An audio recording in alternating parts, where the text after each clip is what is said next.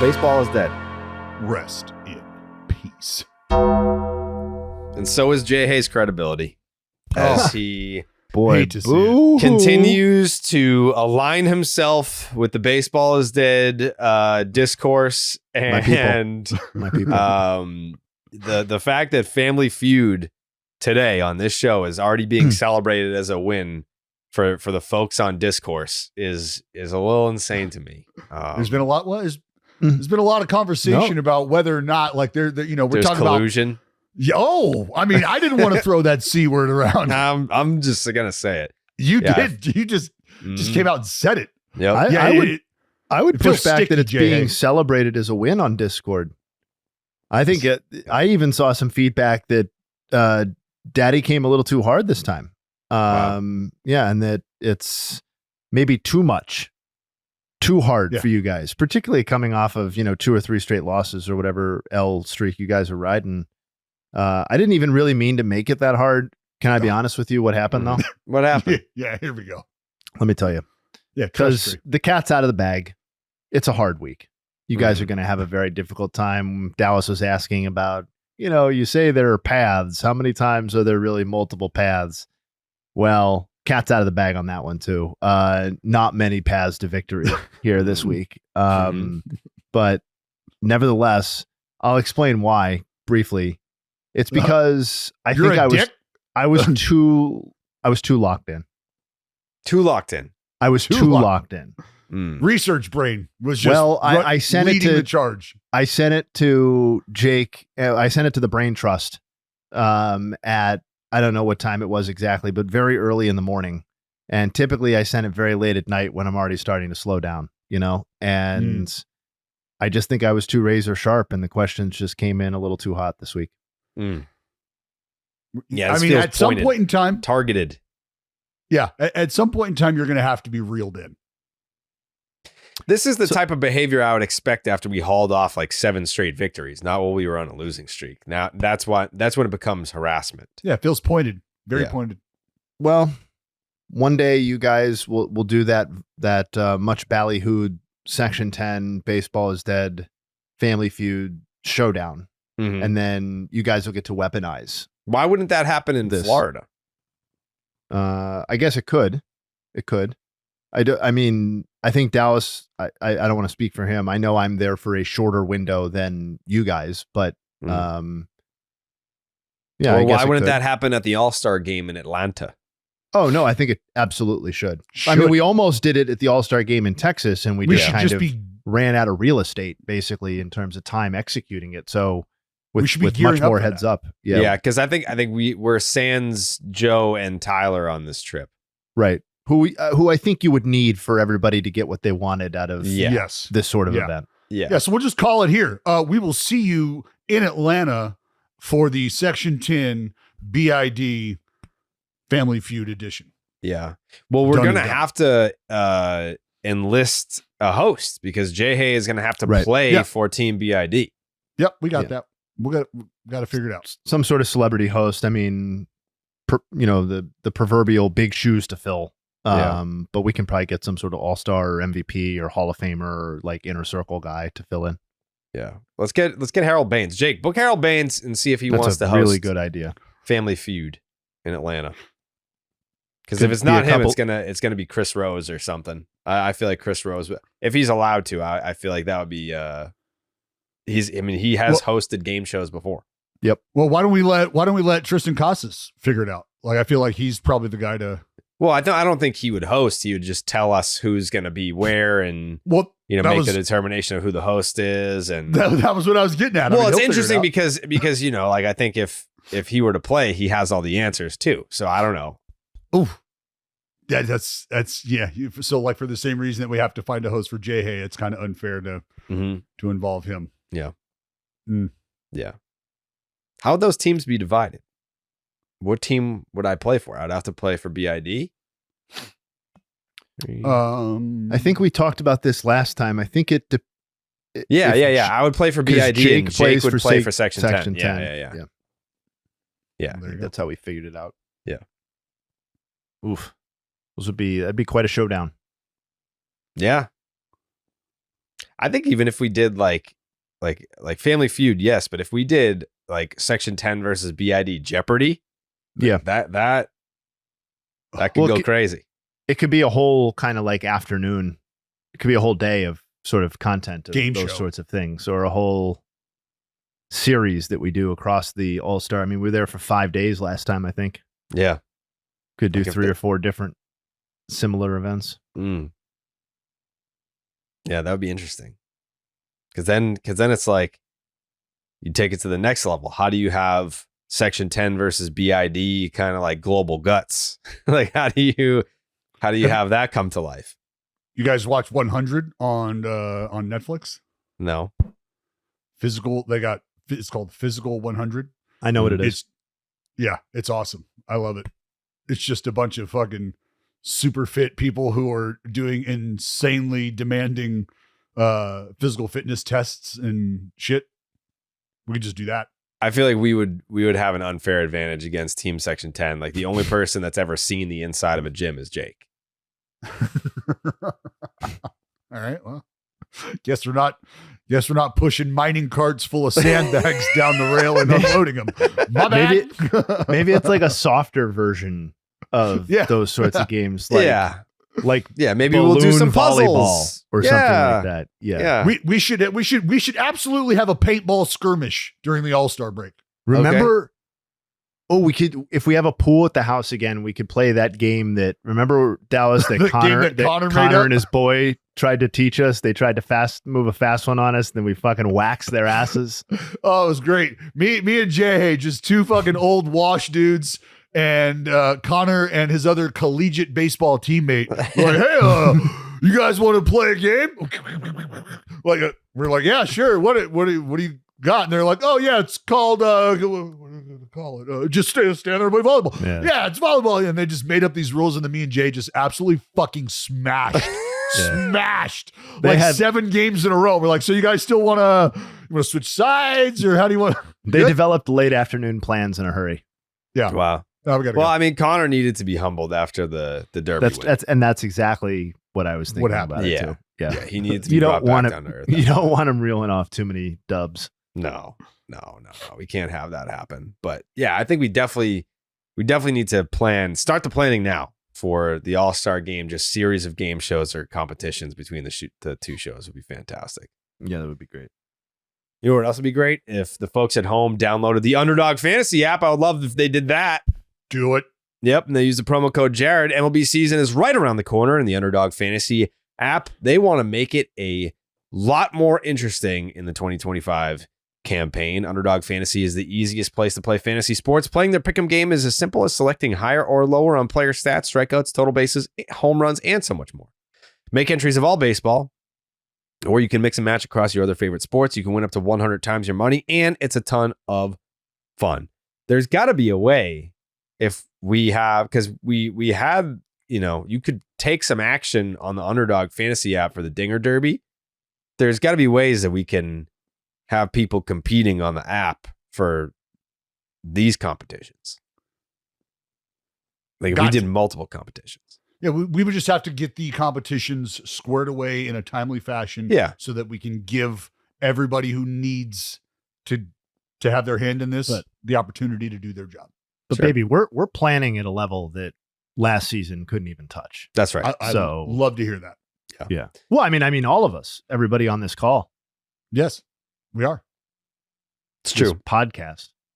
Make sure you sign up with the promo code Jared. That's JARED to get up to $1,000 in bonus cash and a special pick on Underdog.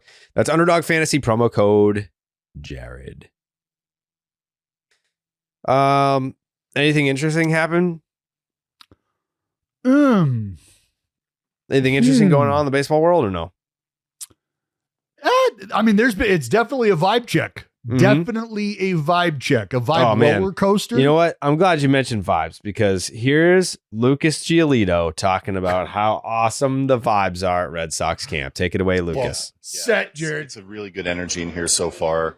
I think Brez front office did a fantastic job adding, and I know that we appreciate it as players. I'm looking forward to seeing all the guys that I got to know last year that took really huge steps forward. They're going to come out, ball out. And I think that we have a really good mesh. Team chemistry's kind of off the charts right now. Off the charts. And I think that, we're in a pretty good position. Team chemistry off the charts, Dallas. So Off the I charts. know whatever bullshit narrative you were going to come in here with today, hoping to troll the Red Sox and their fans and me and Jake. You were going to do that. But just know the team chemistry is off the charts down in Fort Myers, which will be there on Saturday to feel the off the charts chemistry. I mean, it's tough to argue with folks who were in the room. Right. And you know how much I love me some Lucas G Elite. Love me some G Elites. So I would be calling him a liar, and I'm just not going to do that. I didn't Not think at you all. would.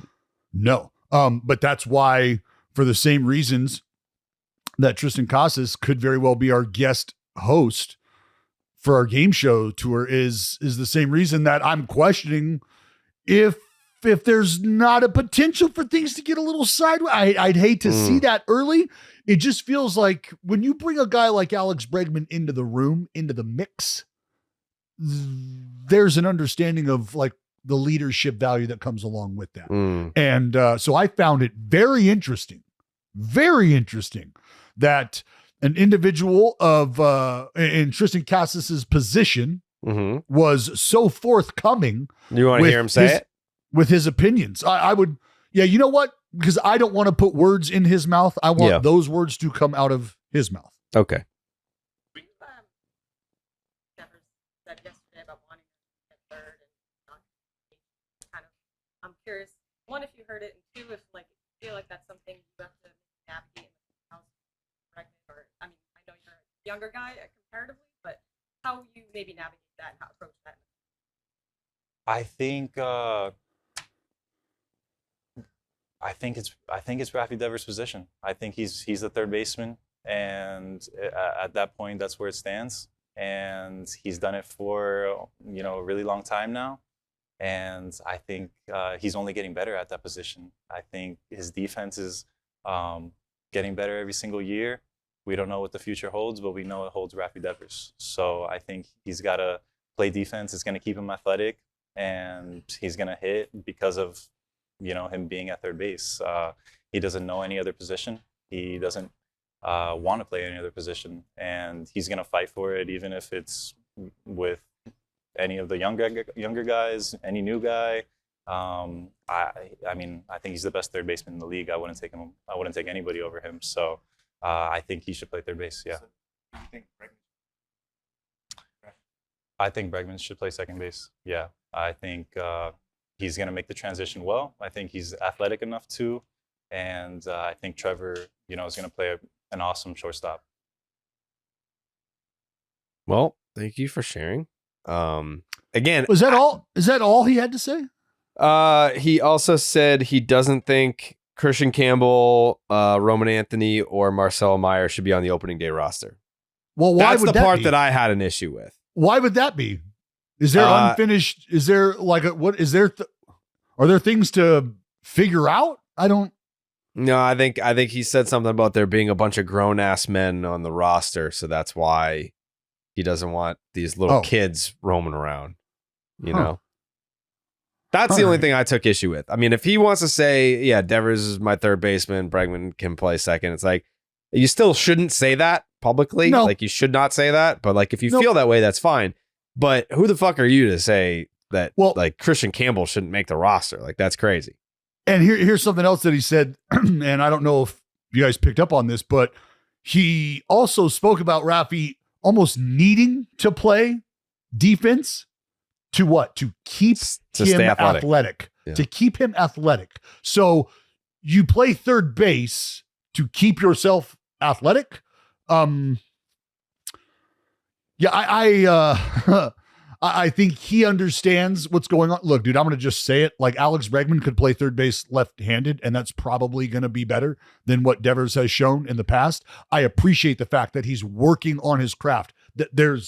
I'm not taking anything away at all from the work ethic put in. What I'm saying is for Triston Casas as a player in his position to be assessing his teammates the way he is and to be openly opining about his thoughts on how this should play out all the way down to the minor league roster and how that would impact the big league club, that is where I take issue. And so as far as him having the faith in Rafi and being the dude that he wants him to be and that Rafi absolutely wants to be, I have zero issue with that. You want your teammates to have your back like that. Totally appreciate that. But you got to be real with yourself as well. And so if you understand that there's the stark contrast in productivity from the defensive side of things over there, and you can understand, it sounds like he's a cerebral dude who tries to look at things from a multitude of perspectives. How and in what world does Alex Bregman just staying at second base, not exploring the opportunity to put him at third base and utilize Rafi every day in the like? How is that not a possibility? How are the young players coming up? How is that not a I don't know, man. That just struck me very, very, very awkwardly. Yeah. And that's, ultimately where I arrived on it is you can have that opinion that you want Rafi to play third and you think the team would be better with Bregman at second. Fine. But it's weird to say it publicly because if it doesn't play out that way, well, guess what? Now you're the guy that is playing first base and you think that the team could be better if it was a different defensive alignment. That's just weird. Well, and I would hate for him, honestly, Jared, I would hate for Casas to go out and stumble out of the gate or struggle at all. And then what? And now he's going to get skewered for having this opinion about the whole roster when people are going to be like, it's you. You're the dude who's not getting it done. And it's like, you brought that on yourself by just saying this stuff. And it didn't have to be this way, right? There's clearly enough conversation going on right now that doesn't really need to be going on. And so when you come out and say something like this, you just fuel the fire. Because now it's, oh shit, are there more players who are more than willing to come out and just talk about how they feel things should go? Yeah. How they feel things should look? I've already seen the fan reaction being like, what? So you want these baseball players to speak up and speak their minds. And when they do, you tell them to shut up. And it's not necessarily. You can still speak your mind, be entertaining. But as far as Bregman gave a 5.5 minute press conference yesterday. And I'm sure he was asked questions where he has thoughts where he could have expanded on it and elaborated and really told you how he felt about it. But he would just be like, nope. Or no, we're working on it. But with Casas, it's you get asked how do you feel about the Devers Bregman situation? Honestly, I'm just working on getting better myself. And, I trust AC and Brez and they're going to put the best team out there to give us the best chance to win. And I'm just really excited about this season. That's all you have to say. Jared, the two interviews should have been flip-flopped. The words that came out of Casas's mouth, you could have understood if they came out of Bregman's mouth and he was already there and had that opinion on how things were unfolding. And it's Bregman who was saying, whatever you need, wherever Alex wants to put me, wherever the team is better, that's where I'll go. Mm-hmm. That's what should be coming out of Casas's mouth, right? That's the opinion. Nothing should really come out of his mouth. You're not involved in the equation. I understand the media is going to pry and they're going to try. The media succeeded. The media wanted Casas to say something stupid and he said something stupid. They're just oh, this guy yaps a lot and he's really out there and he's not afraid to just speak his mind. Let's put him on the spot and see if he's, crazy enough to actually say how he feels about this. And he did, and it's we don't, people are oh, it's because I said, you don't have to share your opinion on everything. It's, you don't always have to share your opinion. And people were responding being well, you should take your own advice. That's your opinion that he shouldn't share his opinion. Well, I get paid for my opinion. He doesn't. He gets paid to play baseball. And if you're asked about it's a delicate situation, you could call it that because Devers is not happy about it. And I'm sure Bregman feels super awkward now. I haven't talked to him about it. Maybe we'll ask him about it tonight because he'll be on Section 10. But I think I don't know. You can answer the question without answering the question. I just gave you the fucking response.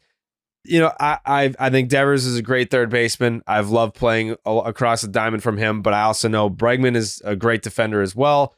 Alex Cora is one of the brightest baseball managers in the game. Like, he's very smart, so I trust him to make the best decision of what's best for the team. That's all you have to say.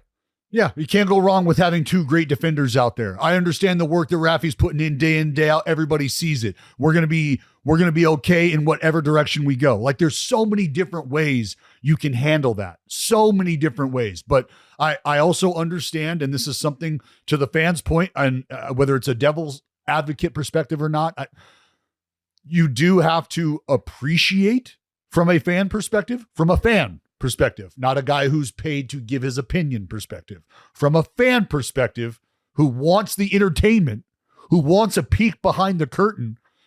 They know now that Triston Casas in that clubhouse is unapologetically taking the side of his teammate Rafi Devers and saying, I ride with this dude. And that's getting them excited. That's making them feel some kind of way about their team, about this player, about their players on this team. And there's intrigue surrounding this now. So from a fan perspective, you absolutely appreciate Casas coming out and saying what he said and answering those questions. But as a fan, if you also understand that it's energy like that can disrupt chemistry, it's energy and comments like that could very well start to raise questions or spur conversations that don't necessarily really need to be had, especially at this time of the season, especially with where you're trying or what direction you're trying to move in. Like, it's stuff that just didn't need to be said and stuff that didn't need to have happen. Yeah. You create a divide for no reason. That's all it is. Because now you've just opened the door for questions. And that's why insulating the room is something that baseball players and athletes become very good at, is because, all right, somebody has poked a hole here and they've leaked this out. Well, we know what we need to do. Seal it off, close it up tighter. Now nobody gets in. And we'll see you at the end of the year. Yeah. Man. Yeah. That one, I like Casas. It's tough to defend that one. Yeah. I've been a fan of the antics. This was tough. This was tough to defend. To just be like I said, I had far more of an issue with him saying that the big three don't belong on the opening day roster. Like, that's not your fucking call. Like, your opinion matters zero in regards to that. None of them are first basemen.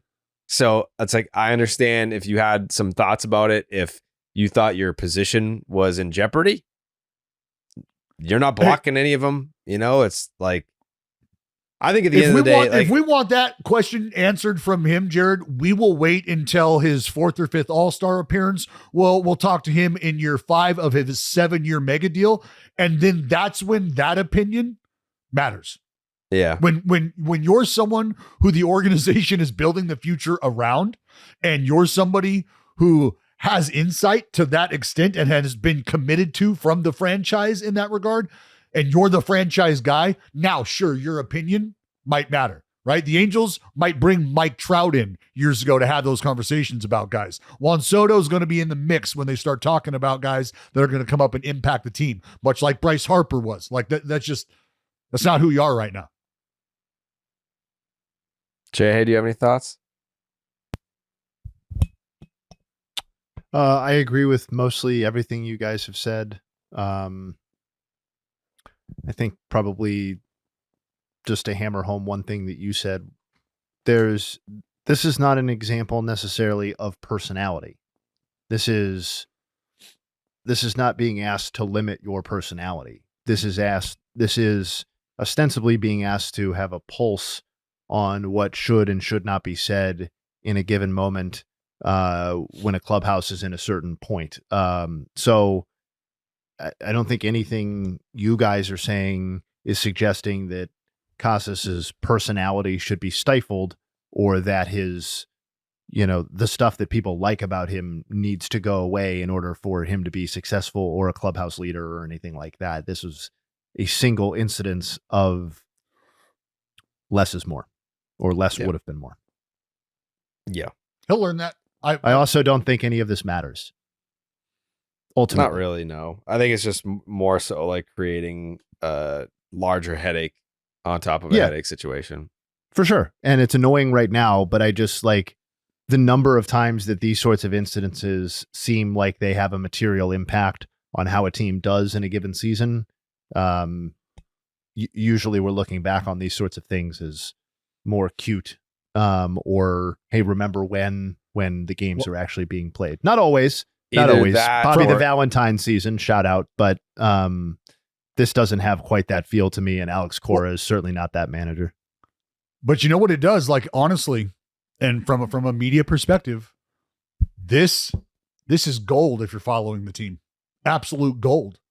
Because now you can look up at any point in the season and ask questions that were asked or / answered in spring training, right? If there's a struggle, if somebody's struggling and there could be a potential answer waiting in the wings, why isn't that move made? Why did that move get made? Did that disrupt chemistry? Let's go back to spring training when we were talking to, and it's like, fuck, really? But not that the Casas comments themselves come with the territory, but like, this is also a little bit of part and parcel of what we / Red Sox fans, baseball fans in general, have kind of been wanting from Boston and the Red Sox in general. Not this negativity necessarily, but like Activity. The activity and the fascination with what's going on and an interest in what's going on because people care about the Boston Red Sox again, in a way that I don't think has been true over the last, I mean, admittedly small sample, but over the last, maybe 2 to 3 years prior to this year. So like if teams didn't care and they were trotting out the same sort of roster that I think everybody thought they had last year, which was no real chance to win the division, then I don't think this sort of incident would be getting the coverage that it is this season. So it's a little bit of. We're back, you're saying? We're back. I believe I've said as much. Yeah, I'm riding with you, buddy. Yeah. Well, my division pick. Damn. With Casas blunder be damned. No press is bad press, right, Jared? Well, not true in some cases, but I think with the Red Sox, like the shit storm that has happened since Devers showed up and started talking, this is the most that I don't know that this is necessarily a good thing, but it's a good barometer. Is sports radio is talking about baseball. They never they'll talk about football all fucking winter long. Like football, like they'll just open up the show talking about Tom Brady still. It's crazy. Like that's all sports radio in Boston knows about.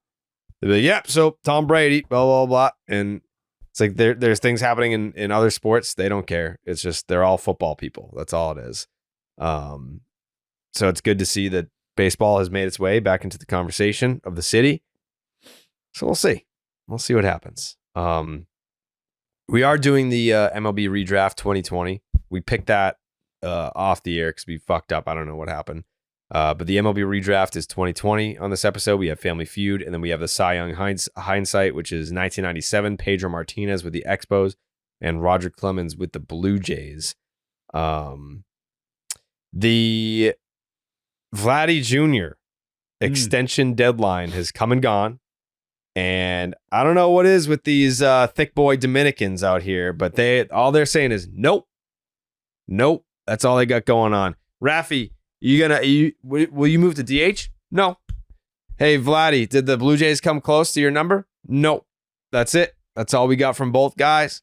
And to no surprise, the Blue Jays were not close on getting a deal done with Vladdy. But some of the reports were saying that they were breaking records with their offer, like highest paid Blue Jay of all time, highest, one of the highest paid players in Major League Baseball.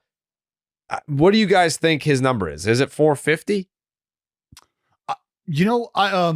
Jared, I don't know. I wonder how much of this is the Blue Jays feeling like not that they have a read on the player. They know who the player is, and they anticipate things going a certain way should he stay there, which is why their commitment has a cap to it.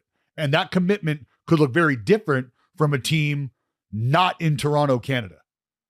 Does that make sense?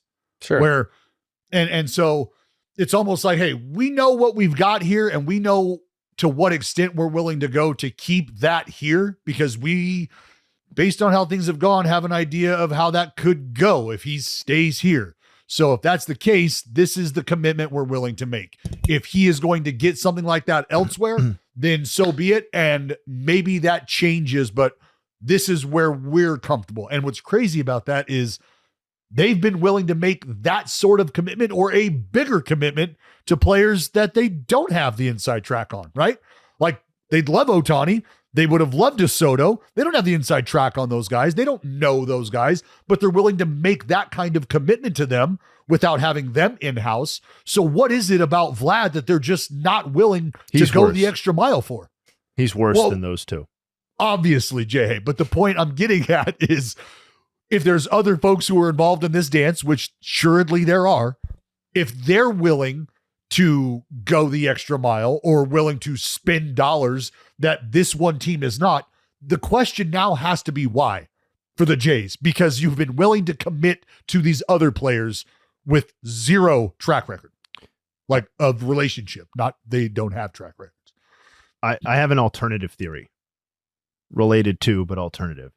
I wouldn't be surprised if the number that the Blue Jays have presented Vlad and Vlad's number are actually not that far apart. What I think is maybe happening is that Vlad sees what we all see, because he's not a dumb person. And that's that he, all things being equal, I believe him when he says, I would like to be in Toronto for the rest of my career.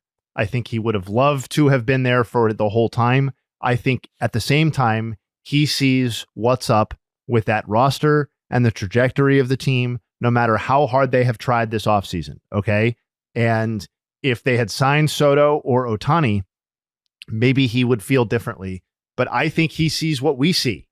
And he sees that, yeah, okay, the Blue Jays are offering me $400 million. My number is, I don't know what it is. My number is $500 million. My number is 475, whatever it is.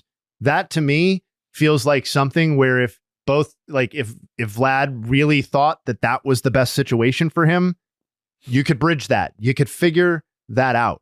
But like, I don't think he thinks this is the best situation for him. And I think he thinks there will be comparable offers, even maybe not numbers that blow the Blue Jays offer out of the water, but comparable numbers in appreciably better situations for him, both in terms of the roster that's around him and maybe even his future marketability as a star within Major League Baseball. I just think that that's what I think is up.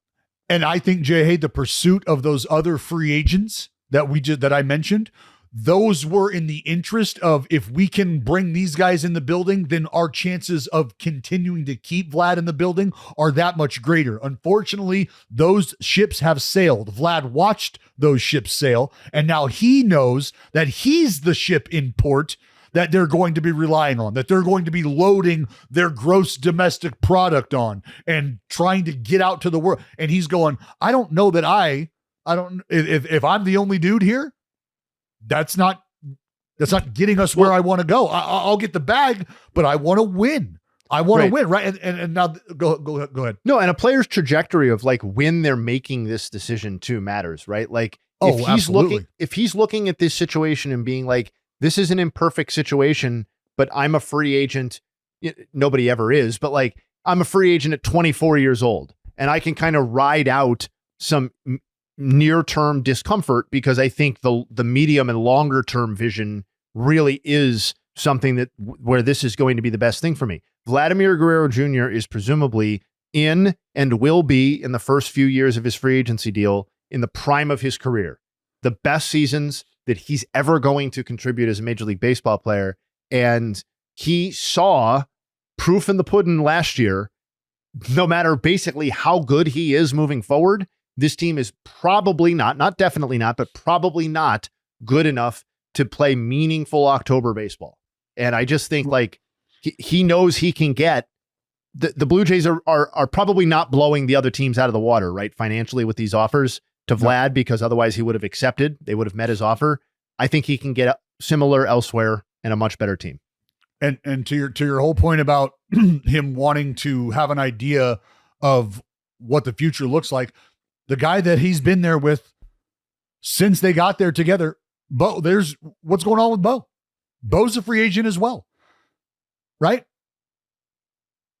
Right. So I there were reasons for it, but also wasn't good last year. Right. Right. So wasn't productive, didn't help the cause. Not saying he's done as a baseball player, but last season, the most recent sample that Vlad or any of us saw from him, he was not helping the Blue Jays win baseball games.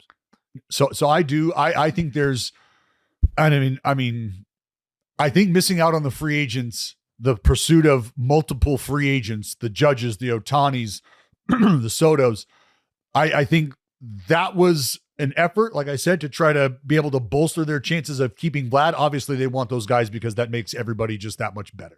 But if you can do that, and now you get to have those pieces to offer, look, Vlad, this is why we want to keep you here. Look, Bo, this is why we want to keep you here. Those conversations are easier to be had if that's the case, if you have one of those three centerpieces in the building. Well, not now. So maybe the Blue Jays are saying, you know what?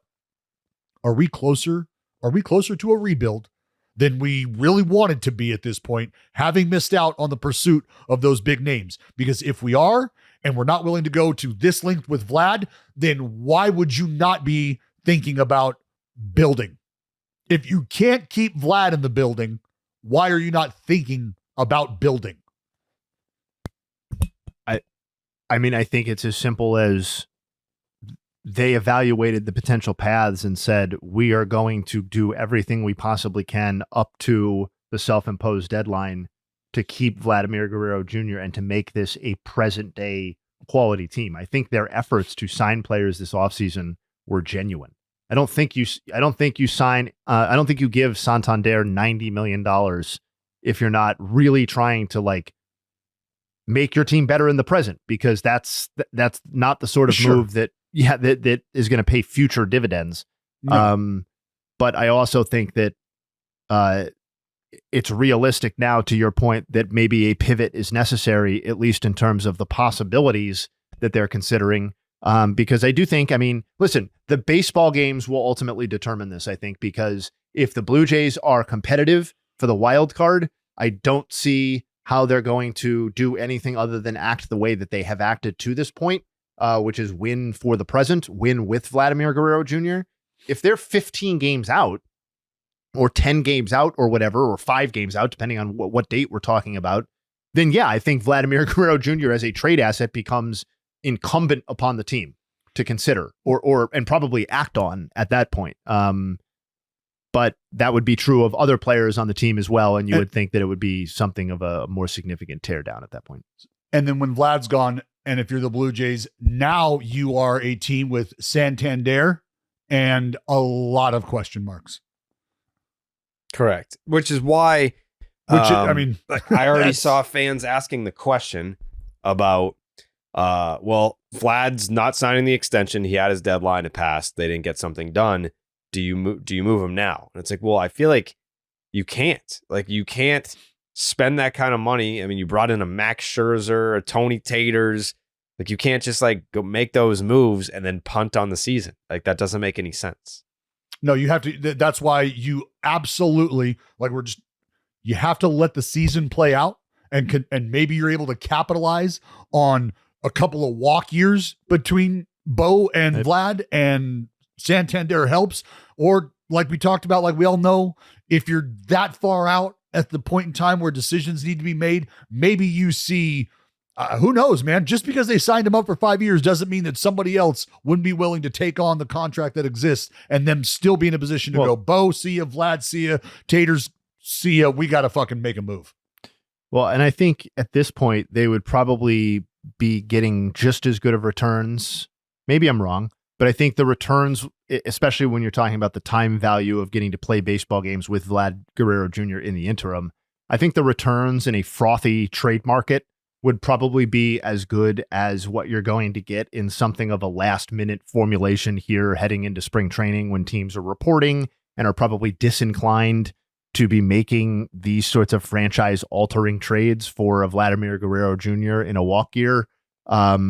So I don't know. I think the window to have acted on that impulse has probably come and gone. Also worth noting, like Santander, not the only money that they took on in this pursuit. Like part of the reason the Guardians wanted to trade Andres Gimenez was because the last few years of his deal, at least for a team of their market, they felt were onerous. And if Jimenez's offense doesn't turn around, they may prove to be onerous for a market of any size. So like, yeah, there's real incentive to see what happens here in the present, but I think they have to take a run at it. And I don't think it's totally inconceivable that they're a wild card team. I just think it's less likely than it is likely. Yeah. Are you picking them? Are you picking them to make the playoffs? No, I'm picking them to finish last in the division. Wow. Just to be clear. But I also think, like, listen, Fangraphs posted their the Zips projections with Dan Szymborski, the founder of Zips, creator of Zips, his commentary. And he said that the projection that the Blue Jays have is 82-80 and would put them among the very greatest last place teams in terms of projected finish that since he's been running the system. So like it is a little like of a backhand compliment, but it's also, you know, there is a world where 82 and 80. Teams. Well, there is also my other point is there is also a world where 82 and 80 becomes, you know, 88 and 74. You know what I mean? And you do season. And that's making the playoffs, I would think, in the wild card setup right now. So there are paths that exist. I think they are the fifth best team in their own division. Interesting. The automated ball strike system, ABS, it's making its way to spring training games. Do we like that? Is it too close for comfort? No, this is the natural progression of things. This is remember 5-6 years ago when we were bitching and complaining about leagues being altered with the pitching distance, and well, that quieted down because we all just understood, like, look, unless you're the big leagues, there's got to be tampering. There's got to be some sort of experimentation going on. And that's what's happened. Now, the natural progression is its final destination, which is the big leagues. So here we are, spring training. We're going to get a feel for the level of comfort that the umpires have, the level of comfort that the players have, how this all fits into the timing of things, right? With the pitch timer and how that all works out. So it's just a matter of, are we getting to a point where we're ready to make the decision on absolutely defining a strike zone and committing to the technology and buying into the technology that defines said strike zones to each player? So are you comfortable with the fact that the integrity of the tool is there and is big league? Because this is the big leagues. So is it operationally effective and efficient? If so, then I think it's just going to be a matter of taste and what folks like and what they don't, and their viewing experience.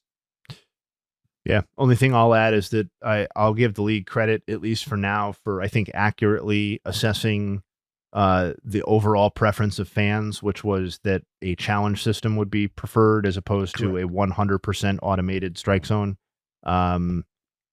And that seems to be what's going to happen. And then they'll make a decision on MLB usage during the regular season prior to 2026 with all this extra information that they're getting. I believe AAA is using it the whole season in 2025. So they'll have a lot of data, comparatively speaking, to where they were a year or two ago. But I'm perfectly comfortable with some sort of challenge system as long as, you know, pace of play and that sort of thing isn't interrupted. And well, I know pace of play in its own right is not a concern, but has been a past concern and a past point of focus. So I doubt very much that they're going to let this get in the way of that. And something I know that happens, I'll say it this way. Something I know that happens is organizations, you take players that you would be comfortable with challenging things and making those sort of decisions for themselves, and you run them through simulations and you grade out these players and you just take their success rate and you basically put them in groups, right? And you go, hey, you three, you're getting fucked today. Like, sorry, you do not have the challenge in your back pocket. Okay. And here's why. And you three, you do. Go for it. You feel like you got hosed? Knock it out. But you don't get to. And it's just to like sort of force guys to try to create and define a strike zone that they get comfortable with. And then we can start to have the conversations later down the road about whether or not you get to pull that trigger. It sounds like the umpires are getting some better help. You know? They could use it. And so could we. Which is why Baseball is Dead is actually sponsored by BetterHelp. We often hear about the red flags that we should avoid, but what if we focus more on looking for green flags in friends and partners? If you're not sure what they look like, therapy can help you identify these green flags, actively practice the green flags in your relationships, and embody the green flag energy yourself. Whether you're dating, married, building a friendship, or just working on yourself, it's time to form relationships that love you back. Dallas, what do you think are some green flags about me? Oh.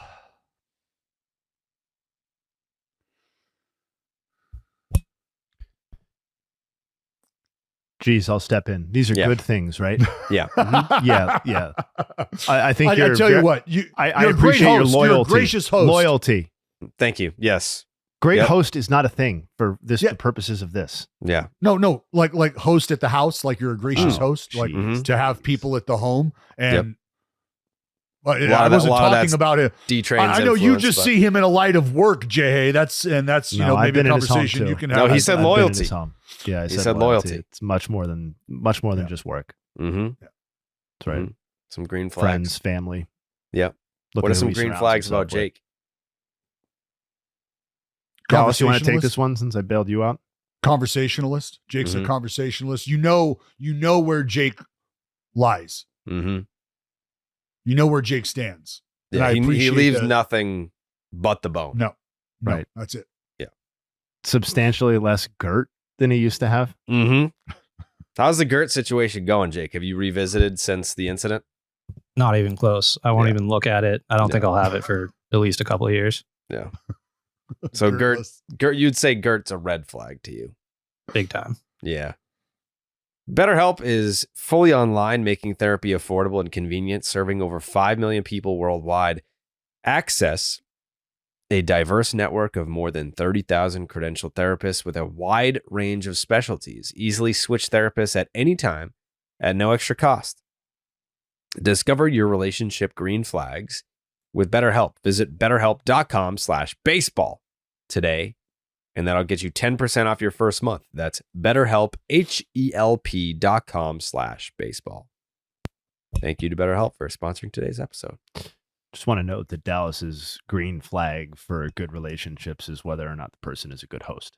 So Yeah, that's kind of messed up. Are you a gracious host? Mhm. Yeah. Like are you welcoming? Like when I come over to your home, do I feel welcome? I mean, is there another home that you could walk into where the first thing you see is a picture of your own face?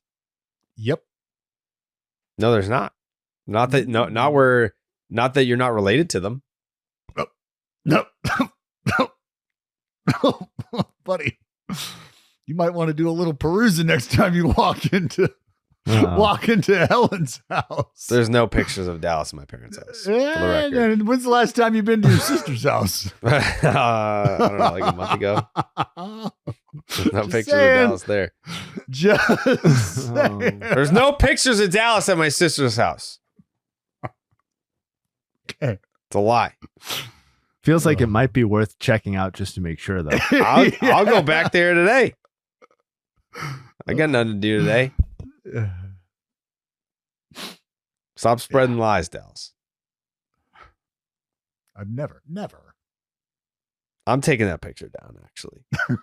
Why would you do that? Why would you do That's that? what happens when you're a bad person. You That's have to what- earn that as- spot. That's a premier that is- spot. I mean, that picture was hanging in there before you had running water in that place. Pretty much, yeah. That was the first package that entered my home. That was the first thing that got hung up on the walls. That was there before my bed was there. I had a little help. Did Had a you? little help. I did. I don't know what that means. I don't want to know what that means. I do want to know if you're aware what the draft order is, Dallas. I don't think you are. No, are any of us? Jay Hay was there when we did the draft order, so he verified its validity. That is absolute trash. It's not because I'm last. So Jay Hay got the first. Jay Hay got the first pick. And that's trash. You have the second pick. Joey has the third even pick. Worse? I have the last pick for the 2020 It sucks. MLB Re-Draft. You have the sucks. second pick. It sucks. Second pick sucks. That doesn't suck. Second pick's a great pick. Especially in a draft where, I mean, how many of these guys have made it to the big leagues? A decent chunk, I guess, but how many guys are guys? Not a ton. No. You just gotta do your digilance. Mm-hmm. Gotta do your digilance. Well, I mean, I guess it's that time for the MLB Re-Draft 2020 MLB Re-Draft. Dallas, you're actually going second. Justin, you have the first pick in the draft.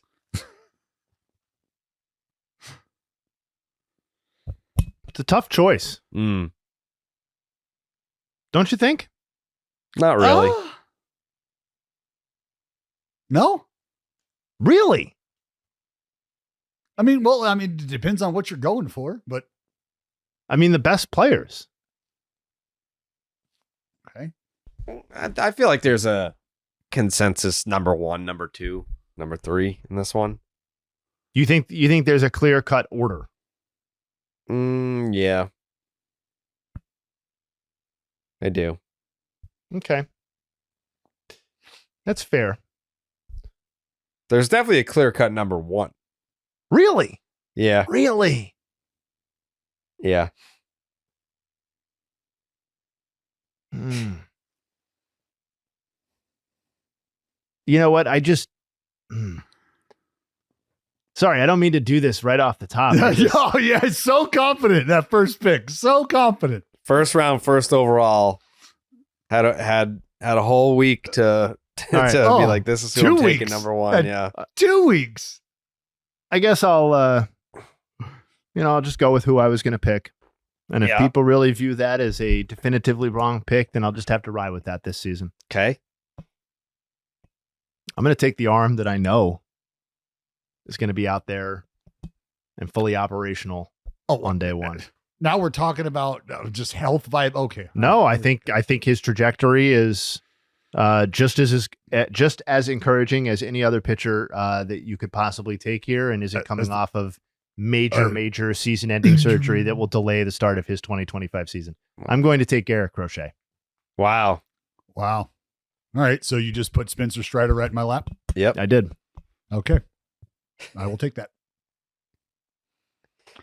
Okay. I did not Damaged see goods. the draft starting that way. Yeah, I didn't see Jay giving me the best player in the draft. No problem. I'll take it. No. I will take it. I will absolutely take it. Oh, Jay, a reach early, Jay, a reach early. We should do a jersey bet on Crochet versus Strider 2025 season. Oh, I don't really? think that's how that goes. Oh, damn, you didn't want that one.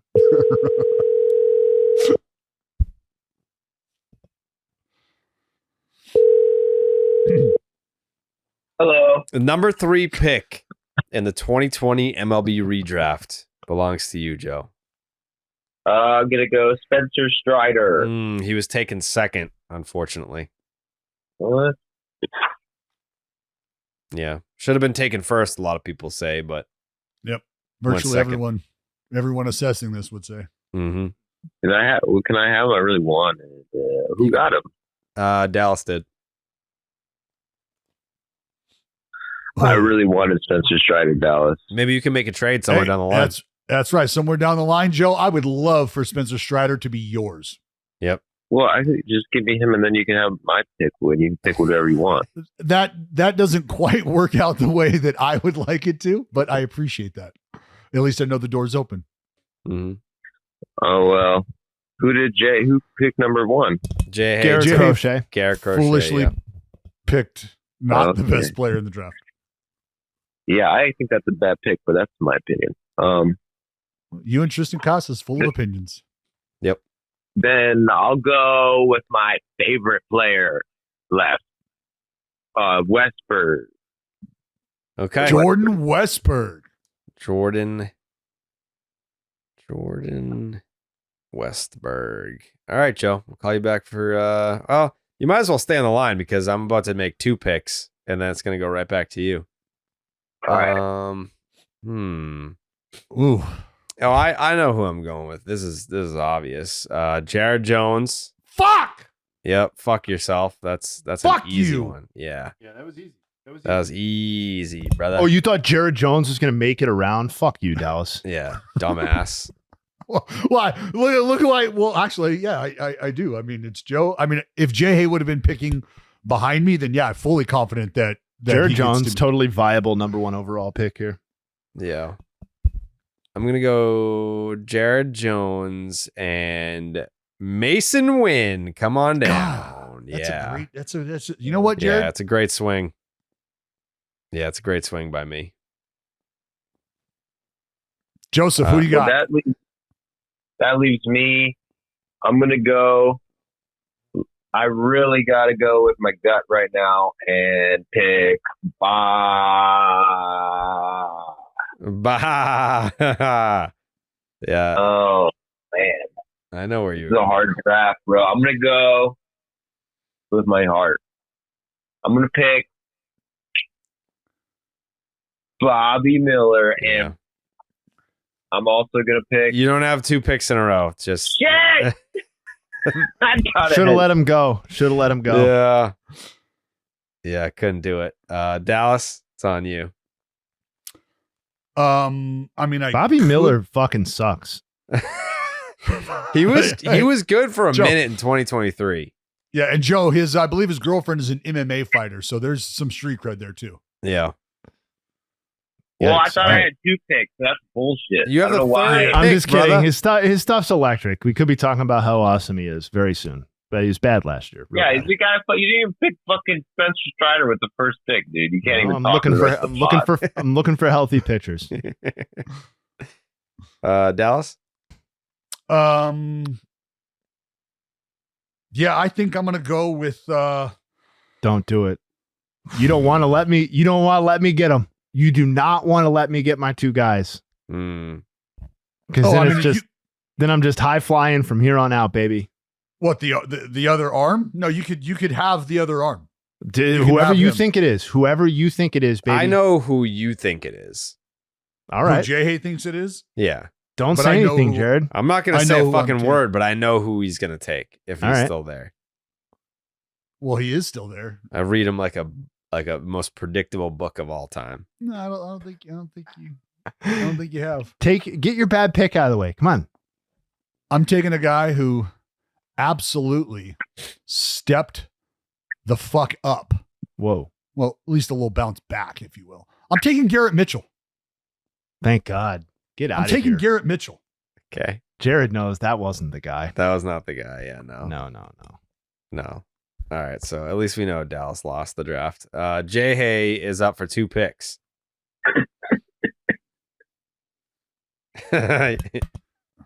All right, I'm gonna go. You know what I like? I mean, Dallas probably couldn't appreciate this, but as a guy who like grew up around the game myself, I like ball players. I like Yeah. dudes who do both sides of the ball: Uh, defense, base running, little bat. sure. I'm gonna go a little twofer here. I'm gonna take Patrick Bailey Okay.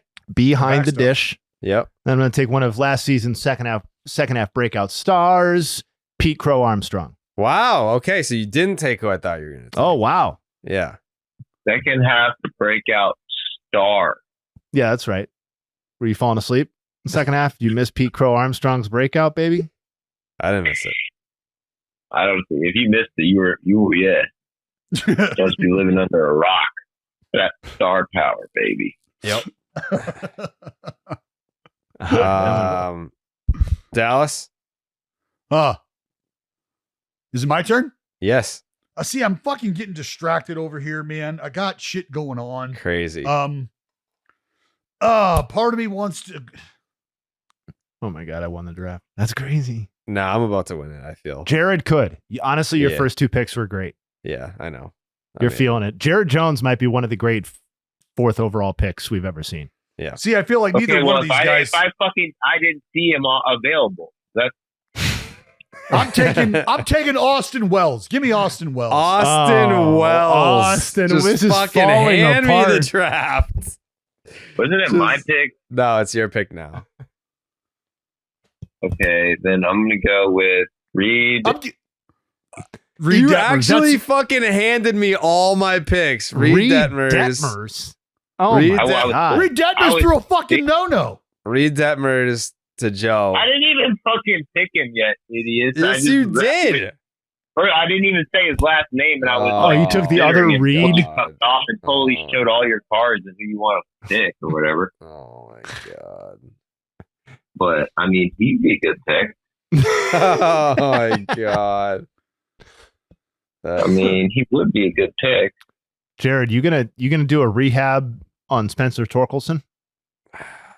I mean, I'm feeling pretty good about my last 2 picks here if I don't get fucking boned by Joe who went Reed Detmers and then took it off the board. Yeah, I did take off the board Evan Carter. You fucking asshole. You took Reed Detmers. I said Reed. I didn't even say his last name, bro. I guarantee there's another Reed in the draft I could have picked. Anyway, I'm down to trade. No. Joe, Fuck who do you. you want? Spencer Strider. Who do you got, Joe? You're an asshole. I got Evan Carter. I got Bobby Miller and Jordan Westberg. yeah.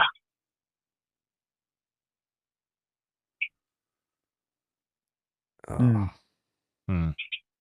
It's tough when there's only 4 players, 4 slots. It's tough to get value for that first round pick. Jared, who you bouncing back with? You gonna go Reed Detmers? That's crazy. He took Reed Detmers. I had Evan Carter lined right the fuck up. So I'm gonna go Bryce Elder. Yep. Surprised Joe didn't. I am too.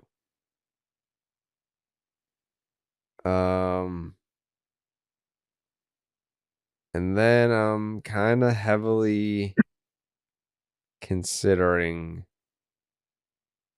another arm here. You know what? I'm just gonna take the player, Gavin Stone. Wow. Yeah. I hear all the Reddits complaining about how long I take on my picks, so I try to be quick this week for those fucking whiny, complaining pussies. I know it's hard, right? You actually picked the wrong player. You totally missed people on the board. I mean, I should have Evan Carter on my team, but if this was Dallas or Jay, I would have put up much more of a stink. But because we've been such good trade partners in the history of the draft, I'm letting you have Evan Carter, even though he was technically my property. Interesting. Okay, well, I'm down to trade him. I don't know. Who do you like? I'm not It's my pick again. It's your pick. Oh, but who do you have? Jared Jones, Mason Wynn, Bryce Elder, Gavin Stone. Yeah. Jared, I'll you know what? What? You want I'll give you a Spencer Strider and I'll give you a Spencer Strider. No, I can't do that. Fuck, never mind. Gotcha. I mean, I still like my team a lot. I got a good team. It would have been way better if I rounded out my draft with Elder and Carter, like I was about to. But I'm still happy with my team. I mean, I've got the best Damn. pitcher. I've got arguably the best catcher. I've got the best outfielder. Let Joe make his pick, and then we'll talk trades. I'll go. I'm just gonna go with Brandon Pfaadt. That's not a bad pick. I considered him. Wait, is Reed Detmer still available? Yeah, you took him. Okay. Wait, you got him. No, I don't. Yeah, know. now Brandon Pfaadt. I'm going with Brandon Pfaadt. Okay. Officially. All right, Brandon Pfaadt. Dallas? Pfaadt.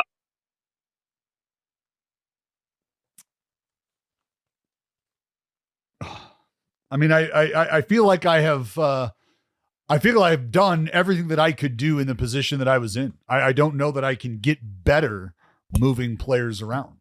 Oh yeah, but you should make a draft pick though. Yeah, you should definitely draft a fourth player. I've already drafted 4 people, haven't I? You haven't, unfortunately. What? I think counting to 4 has to fall under things, all of the things you could do Yeah. to feel it. Like I feel Oh, like well, you're, then- In order to get better, I would say fill out your roster entirely. Then give me the right at the top. Then, I mean, outside of I mean, sorry, Reed Detmers, but I'll take Kyle Harrison. Absolutely, Okay. fucking stud lefty from San Francisco. All right. stud. Book that. Wow. You're getting Book that. extremely liberal with Yeah. these terms right now. And then Jay, finish us off. Yeah, I'm gonna go with. I mean, you can call anybody anything these days. I'm going to go with hulking, massive slugger, one of the great sluggers that we've ever seen in Major League Baseball history. Kobe. I'm more of a Kewpie Mayo guy. I'm going to go with Kobe Mayo. See what you did there. Kobe. Kobe. Why the fuck did you draft him? You got negative 10 OPS plus. Well, he's I going to mean- turn it around. He'll be fine. Yeah, I mean, he's one of the few guys that's still on prospect lists that isn't a fucking washout already. He had a 964 OPS last year between his minor league stops. Big things expected of him this coming season. Unlike He some went of to these Stoneman fucking Douglas. Why does every like big name MLB player goes to Stoneman Douglas? What's the deal with that high school?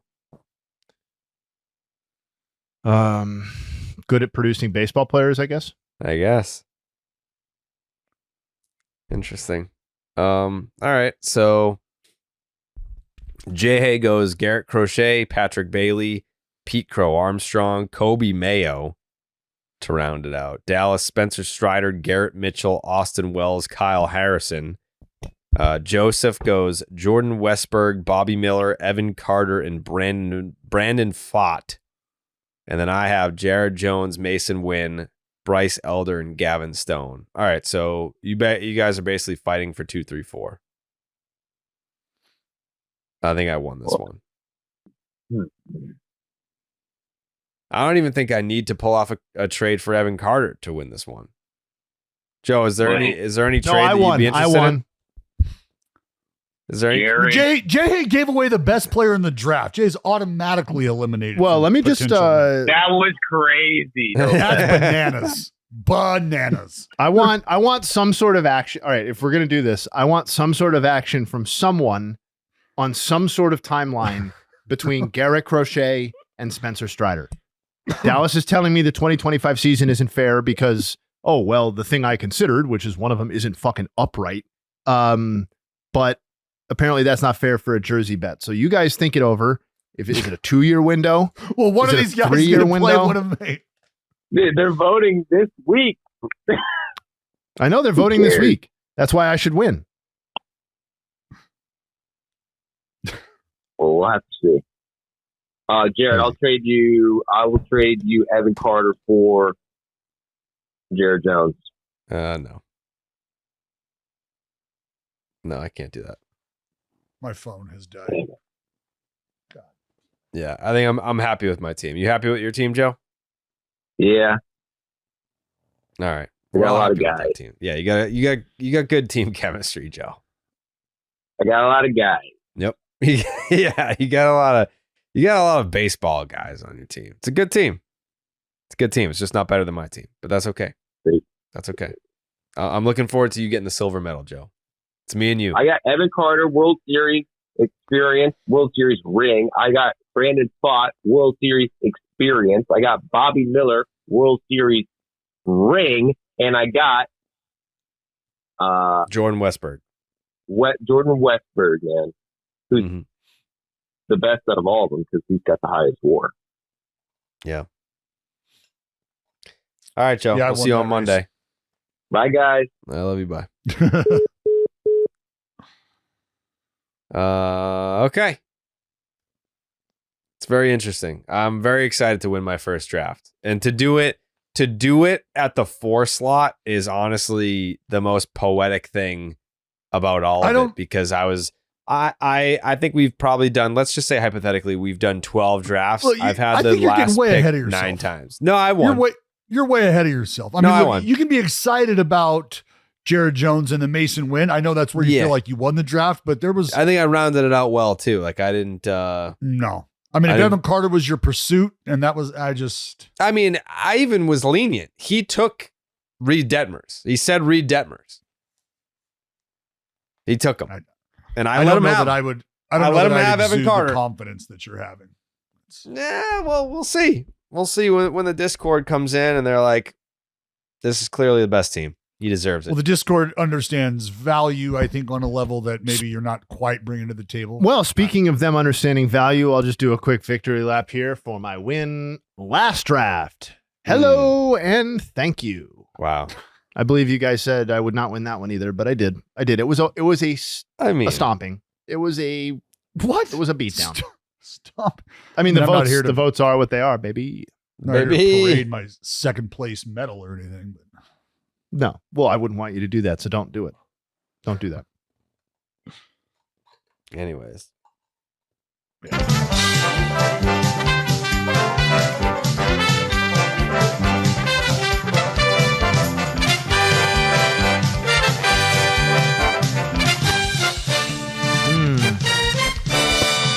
Oh, it sounds so good. Welcome back to Baseball's Dead Family Feud. I'm your man, Justin Havens. Oh, I missed that after no feud last week. It's good to be back. You guys kind of had a little extra week to stew in your L's, right? I bet that must have been frustrating for you guys. Yeah, I'm probably gonna be more frustrated today when I see how Yeah. bad we get fucked by the discourse. quick memory. I Quick memory for me. I would buckle up. I would buckle up. Mm-hmm. Mm-hmm. Mm-hmm. I'm going second, right? Yeah, I believe DB is first today. Mm-hmm. All right. So we'll see how. I mean, that means he doesn't have to take Are his we sure? headphones off. Am I sure? think I Let me went see. first Let me see. Let me see. DB there. I thought I Jared. I Nope. Jared went first. Yep. Went first. All right. Yep. On my official pad here. There you go. So Jared, All right, I'm gonna pop these suckers off. yeah, pop that top. Your official pad with the Discord letterhead on it. That's cool. Oh, Discord letterhead. Is that what I would have? Oh, you. Think I didn't see that shit? Dallas, are you ready emotionally? Oh, fuck, man. All right, come on.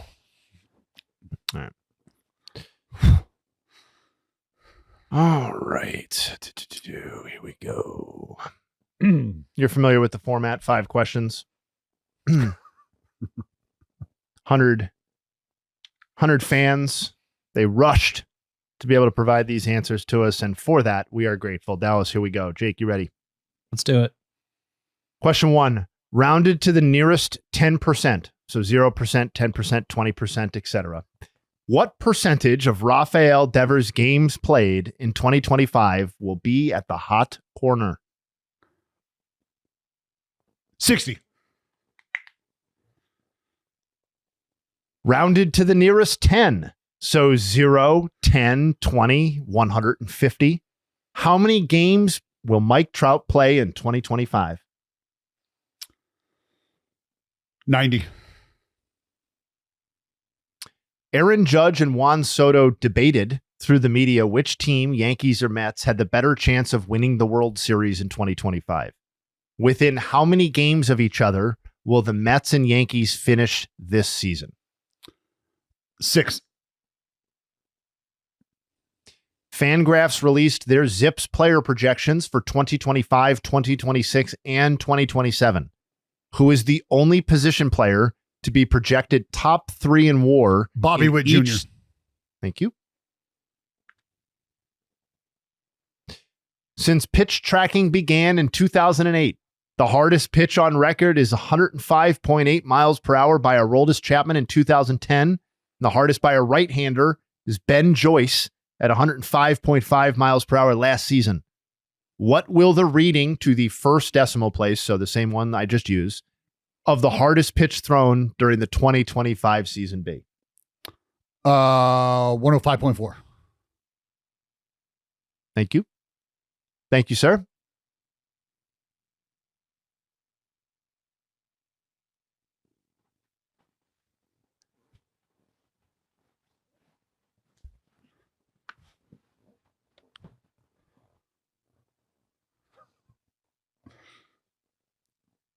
I get this way too. I get locked in.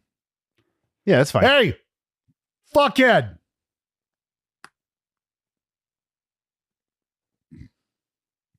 Hello? Hey, How are you? fine. How are you? Pretty good. Dallas did pretty well. Like I said, this is a tough one. A tough little Did he break cookie. 100? Did he break 100? In which direction? Don't do that. Don't do that math. Don't do that math yet. Don't do that math yet.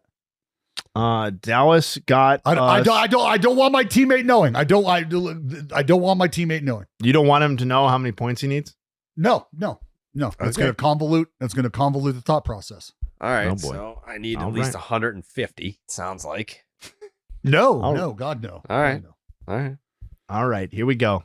They All right, here felt we good go. coming off the tongue. Okay. You got this. Rounded. Question number 1. Rounded to the nearest 10%, 0%, 10%, 20%, etc.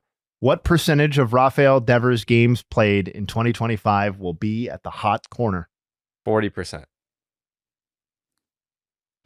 Rounded to the nearest 10. So 0, 10, 20, 150. How many games will Mike Trout play in 2025? 90. 100. What are the chances of that? Not high. I know. Aaron Judge and Juan Soto debated through the media which team, Yankees or Mets, had the better chance of winning the World Series in 2025. Within how many games of each other will the Mets and Yankees finish this season? 4.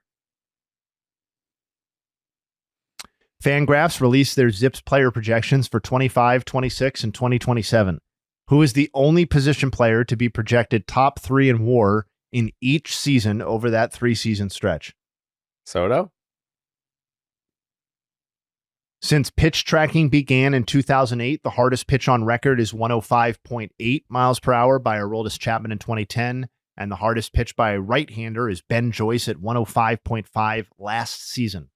What will the reading to the first decimal place of the hardest pitch thrown during the 2025 season be?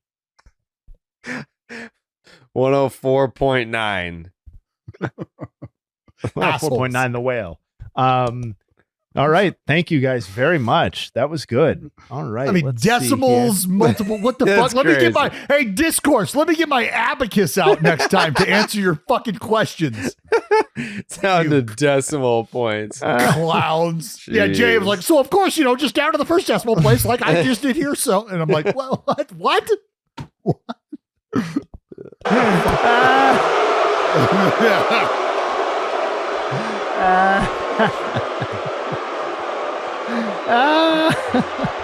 All right. Unbelievable. All right.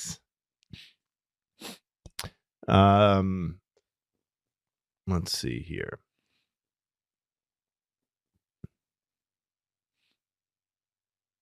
All right, let's go through the answers. Question number 1. Rounded to the nearest 10%, the Rafael Devers games played. Dallas said 60%. That got 12 points. Jared said 40%. That got 16, the number 1 overall answer for Jared. So you guys got a total of 20. We're going to do it a little differently this time since obviously we didn't announce Dallas's points. 28 total points out of question 1. So not bad, guys. 40% was 16 points, number 1 overall answer. Dallas's was tied for the 4th best answer. What was the second place answer? 30% and 50%. Wow. Yep. Rounded to the nearest 10. So 0, 10, 20, 150. How many games played will Mike Trout play in 2025? You guys both tried for 90. That was tied for that was the 5th best answer with 11 points. So not bad. Jared pivoted. He delivered, you said 100. That was tied for the 2nd best answer with 15 points. So you guys got another 26 points out of that. We're cruising right along. We're at 54 points.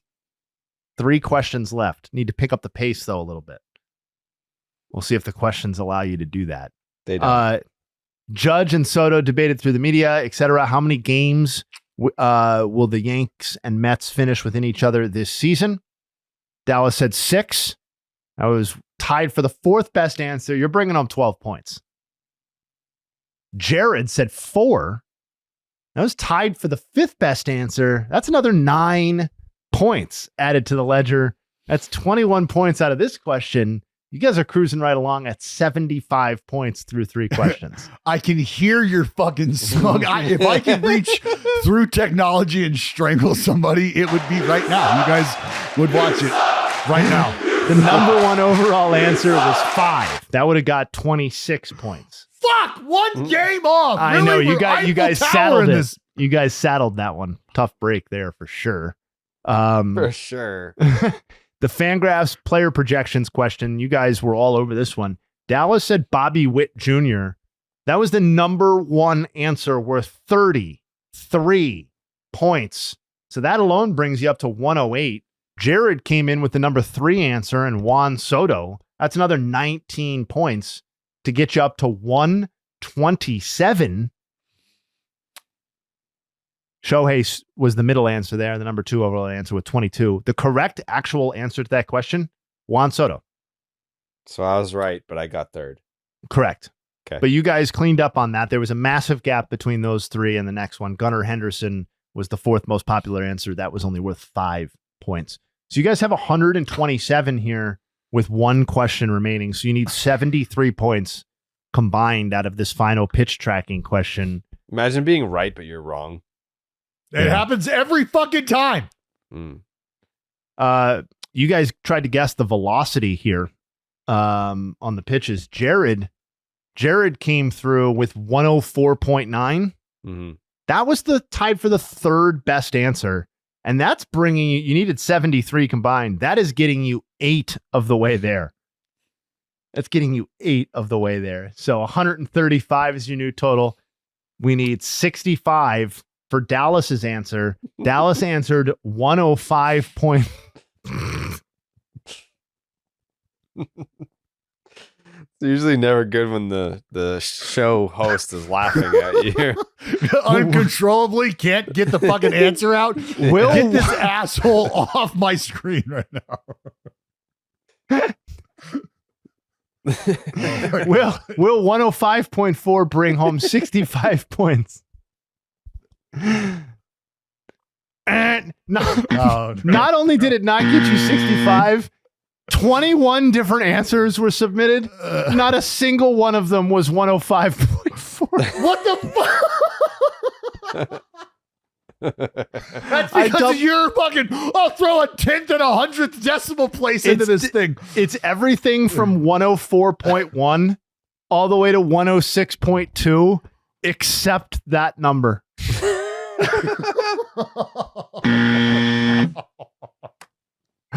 No typo either. I'm looking again. There is no 105. God. So you guys finished on 135 points, just shy. Dallas got a 0 on that round. Do you know how hard it is for us to land on 90 games each for Trout? And then for me to deliver an answer that nobody had. No, but you guessing the one answer nobody provided there is more impressive than had you guys won it. Now, yeah, I feel like that's an alternate victory like that. Jake, you want to step in here?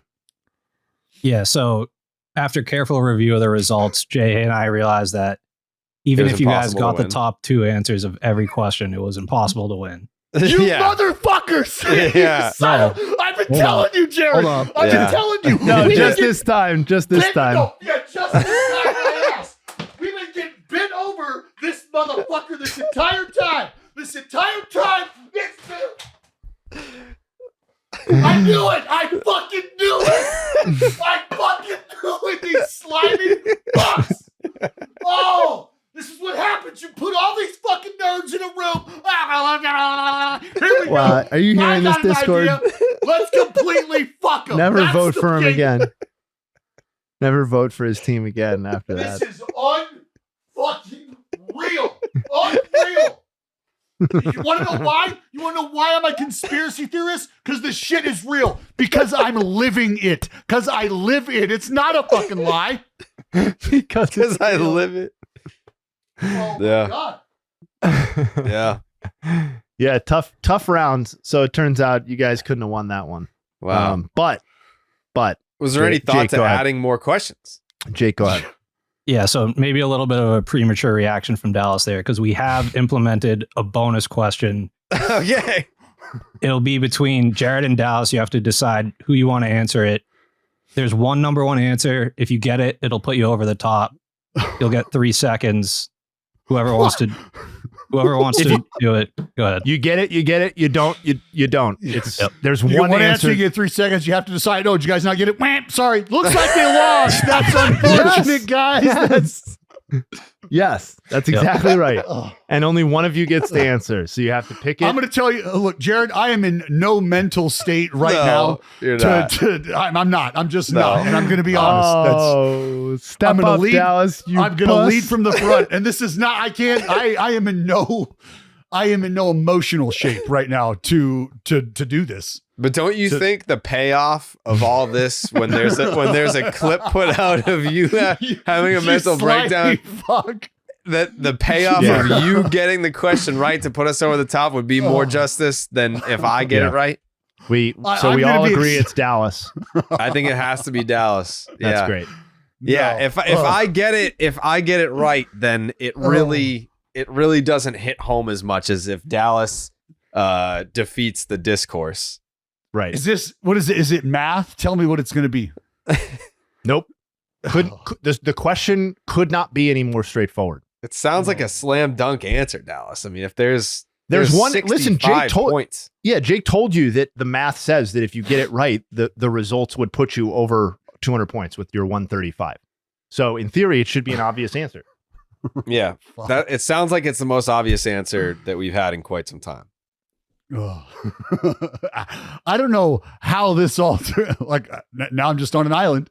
That's fucking great. I mean, if you Yep. want me to do it, I'll do it. I'm just saying, I think the result that the people want is you getting it.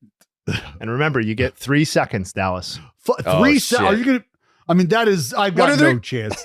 Yeah, exactly. I've got no fucking shot at this. All This right. is going to be funny, win or lose. Mhm. Oh man. Jake, are you timing?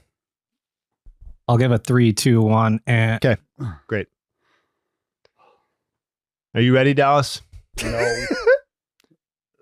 The question is very much not how it typically is for me. It's very short.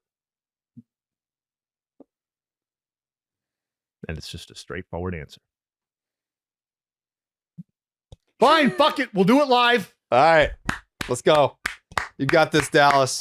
You're looking for both the correct answer and Oh, the most fuck, there's- popular one. There's. You got this. Ready? You got this.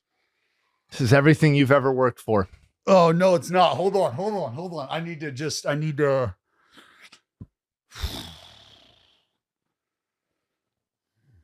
I believe in you. Oh God, man.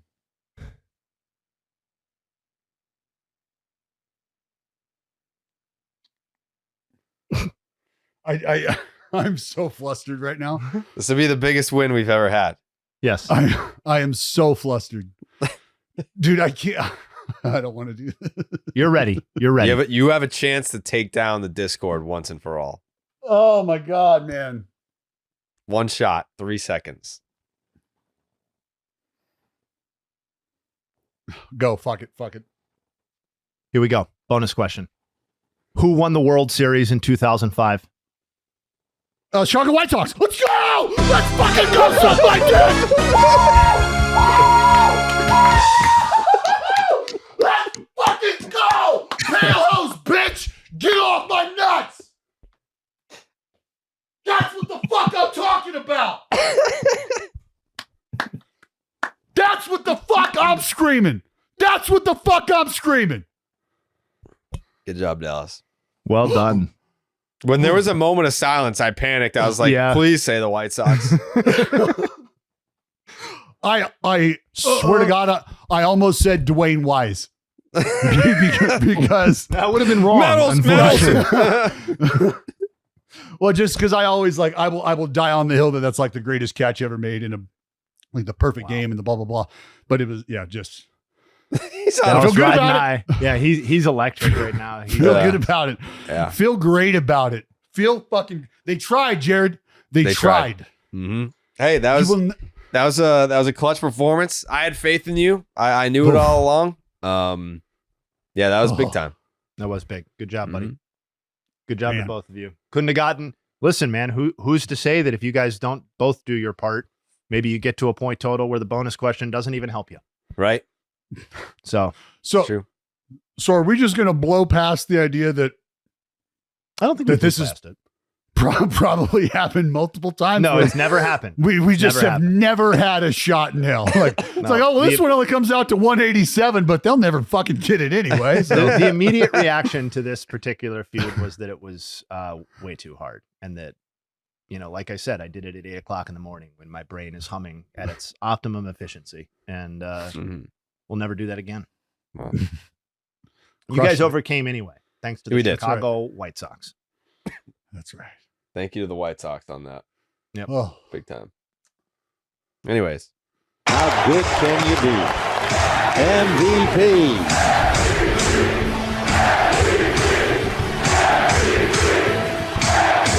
So, this segment takes on different forms or different shapes depending on, what we're intending to do here, whether I'm taking away or how far back in history we're going, et cetera, et cetera. This is a satisfying one because it's right in my personal young fandom wheelhouse. 1997, I would have been 12 years old for that season.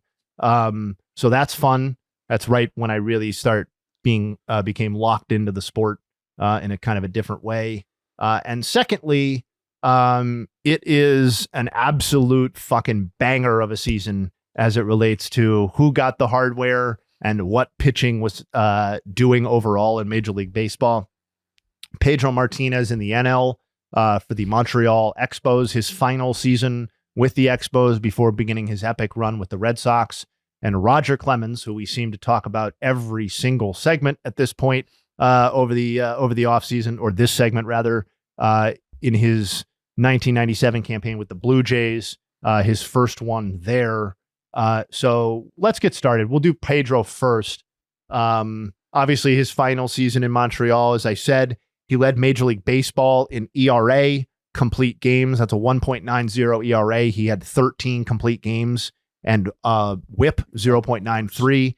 He led the American League in wins above replacement 9.0 and adjusted ERA at 219. He received 25 of 28 first place votes. Greg Maddux received the other 3. So there was not, at the time, a lot of debate as to who should be the Cy Young Award winner this season. And that's for a good reason. It wasn't because other great seasons weren't happening. I mean, Maddox's season that got 3 first place votes was a 2.2 ERA in 232 and 2/3 innings pitched in the heart of the steroid era. So certainly nothing to scoff at. Pedro's was on a completely different level. And for those of you who can't put yourselves back in to the moment in 1997, this was the full on acehood breakout of Pedro Martinez. He had been building towards this. It was his 5th season of real baseball, his 6th season playing Major League Baseball, but his debut season in 92 really barely counts at 8 innings pitched. It was his 4th season with Montreal after starting with the Dodgers. and his workload had been building up. He'd gone from 8 to 107 to 144 and 2/3 to 194 and 2/3, 216 and 2/3, and then 241 and a third innings pitched this season. It was the first time Pedro had ever registered a Cy Young vote. Dallas, you want to say something? No, dude. I always just go into these numbers and I start to look at these things and I just, like, I'm looking at the NL Cy Young and the innings pitched over the top 5 guys. There's not a dude here who threw less than 232 and 2/3 innings. Your top 5 vote getters or potential vote recipients are all bringing 230 plus to the table. Same thing in the fucking AL. Like, it's just ridiculous. The stallions that were running across our game. Yeah, there's almost like a late peak Pedro where I feel like the perception is that he was slight and maybe didn't have the workhorse that some of Randy Johnson or some of these other guys were doing in terms of quantity. And maybe that was true in like 03, 04 or whatever. But like at this point, and for several years after this, that was very much not the case. He was doing both jobs, so to speak. And as I said, first time ever registering a Cy Young vote. He would then go on to win the award in 3 of the next 4 seasons from 97 to 2000. Obviously, 2 of those being AL Cy Young awards with the Red Sox. Over this stretch, he would finish first, second, first, did not finish, and then second, third, and fourth in the Cy Young vote. This was also the season that kicked off what would really be Pedro Martinez's Hall of Fame career, because it kicked off his Hall of Fame peak. From 97 to 2000, it is the best 4-season run by B-WAR by any pitcher in the live ball era. It is the best 7-season run, if you extend that from 97 to 2003, by WAR by any pitcher in the live ball era as well. So whether you want to measure as a 4 or 7-season stretch, this is basically the best any pitcher has ever been over a sustained period in terms of dominance. And he received the Cy Young Award and did so admirably, or did so appropriately. 1.90, 2.89, 2.07, 1.74, 2.39, 2.26, and 2.22. Those are Pedro's ERAs from 97 until 2003. So I'll lay out. This one is very much straightforward. The beginning of Pedro's greatness and an award that he absolutely 100% deserved. Yeah, there's zero argument here. Zero argument here. I just like to highlight in instances like this, as I kind of did earlier, the work that is being done in the league and how it's almost not even comparable. Even Greg Maddux coming in with the 2-2, just the complete game, the workload number, 13 complete games. And I know, like, as far as innings total, there's not a huge separation, less than 10 or so, but still just the ability to go out and finish games to that extent. I mean, it's almost half the time you're taking the ball, you are finishing the game. And that is why, in the pursuit of like longevity, and that is why these guys will always be heralded and always be pedestalized, is because they gave you absolutely everything that you were looking for when you started to look at what the word starting pitcher meant in our dictionary at the time. Well, start the game, finish the game, and keep the offense at bay in a time where offense was king. And, you know, I think this is generally considered to be Pedro's 3rd best season behind the 99-2000 stretch. But like, even this season is unique in its dominance, because you brought up the complete games. He had 13.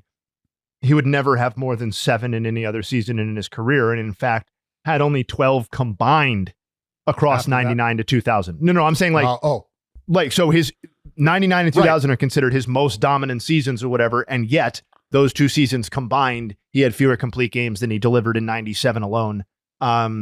Just an incredible, and that brings to me my final point, I guess, which is that, like, the fact that this could be a player's 3rd best season is kind of mind-boggling in its own right, because, you know, we are talking about north of 300 strikeouts. He had 305 strikeouts this season. That's stupid, Jay. That is stupid, dude. That's stupid. By the way, 305 strikeouts, not for nothing. more than Roger Clemens ever had in any season of his career. So I know Roger Clemens gets a lot of credit for, those 220 to 250 inning campaigns that he was racking up. And obviously this isn't to take away from Clemens, but slight little Pedro delivered multiple 300 strikeout innings and Roger Clemens never did. Schilling had 319 strikeouts that year, but he made 4 more starts than Pedro. Well, I was going to say, it's what, 14 more punch outs, 14 and a third more innings or something like that, right? So before I get to Clemens, since you guys have started touching on it, I'll get to kind of the overall big picture notes on 97 because you guys are hitting on it.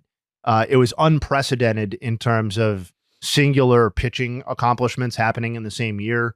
You guys brought up strikeouts. There were 4 pitchers this season who struck out 290 or more batters.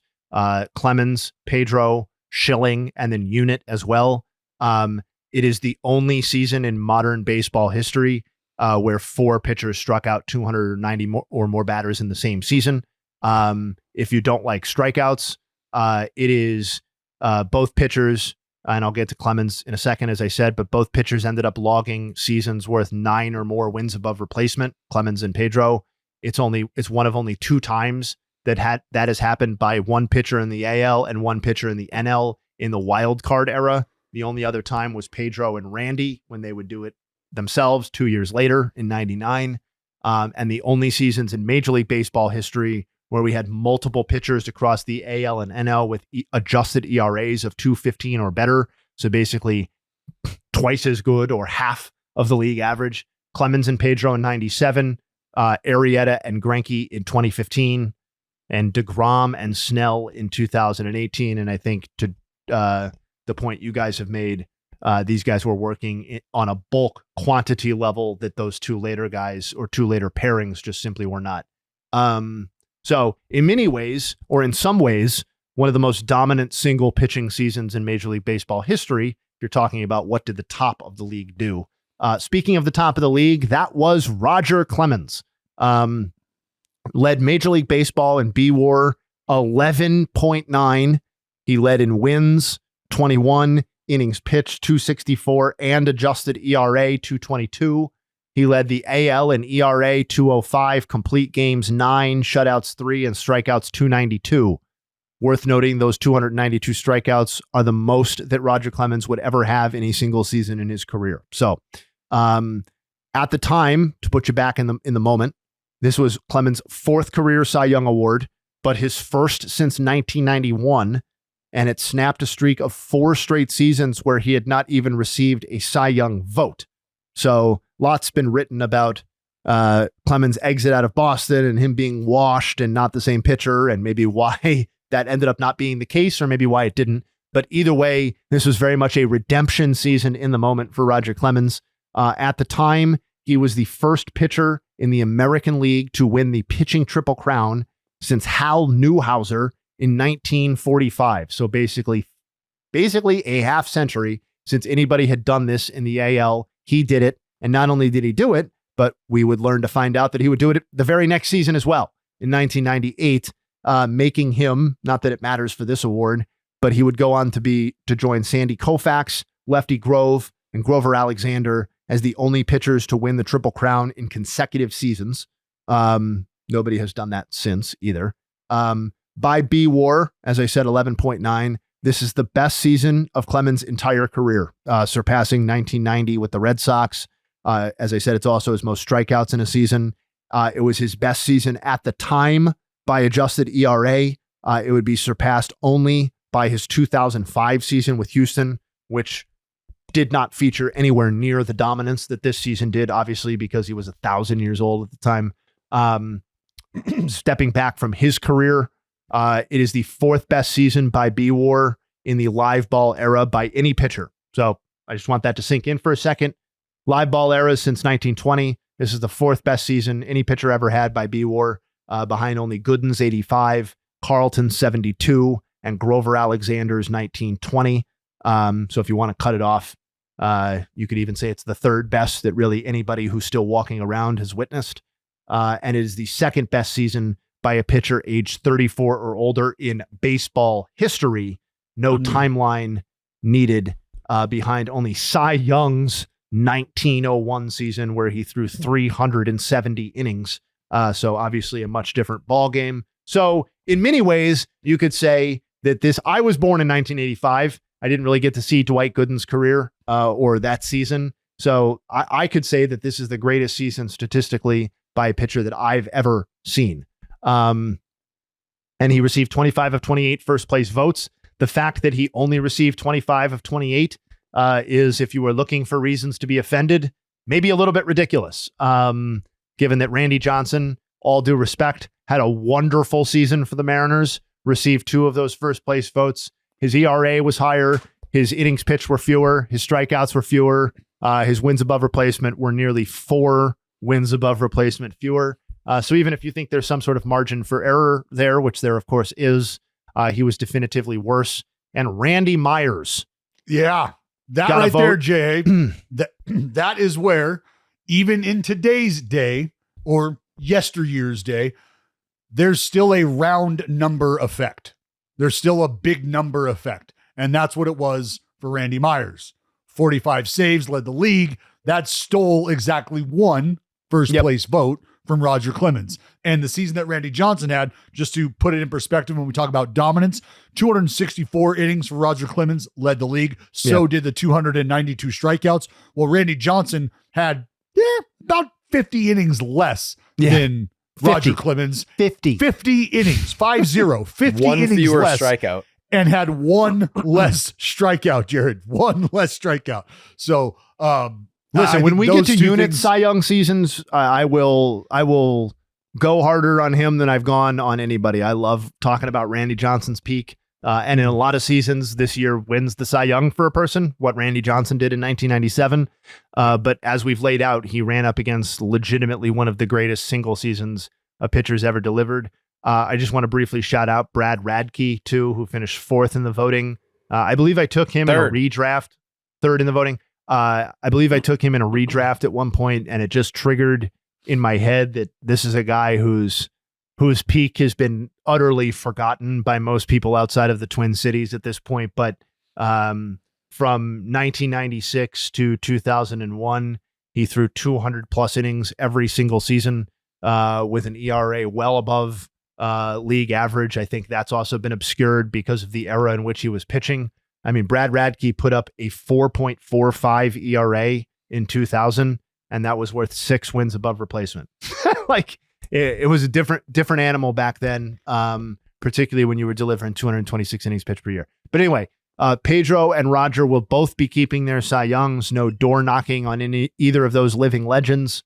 And I particularly enjoyed this one because of how dominant their seasons were to be able to look back on. I want to know, because this is one of the most dominant pitching single seasons ever. Roger Clemens intentionally walked 1 batter all year. Who was it and what was going on? What was the situation?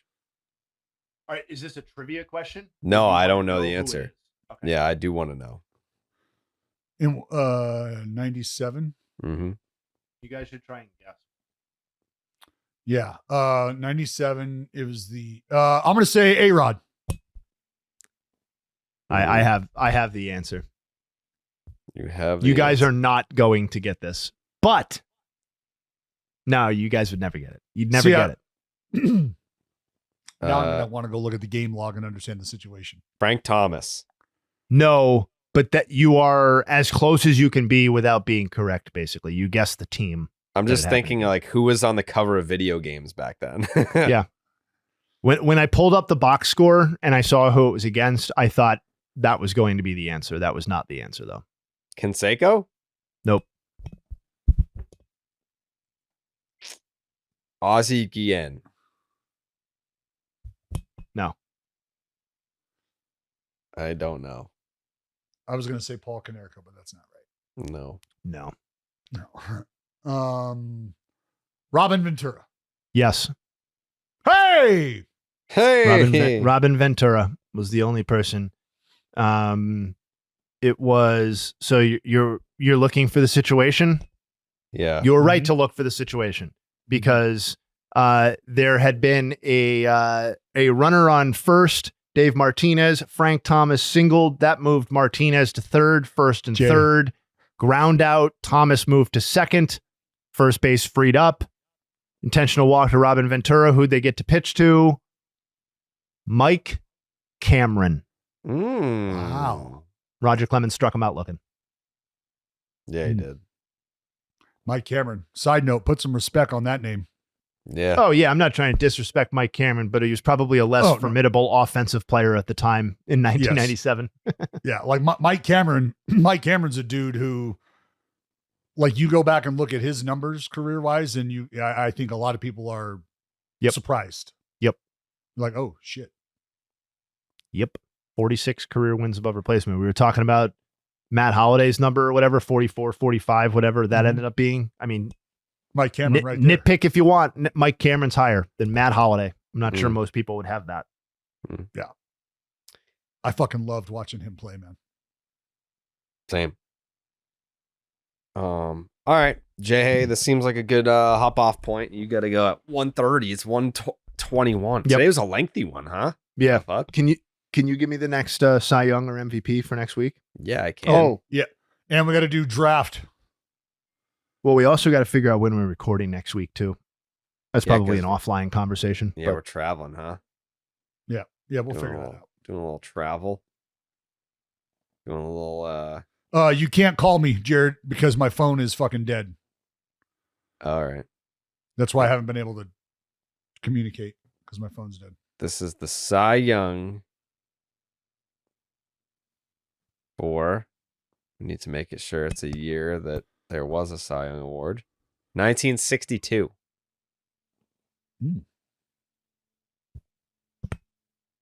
All right, the 1962. Yeah, we should do a different one because that's a 1 year Cy Young. What you mean? Like literally, they only gave out one that They year. only gave it out once, or to one guy. All right. Well, when did they start doing it? 65? No, 60. 56, brother. No. Start doing the two. Oh. Two Cy Youngs, the dual Cy Youngs. 67? I think it's 67. Yeah, 67 is correct. Did we do 2012?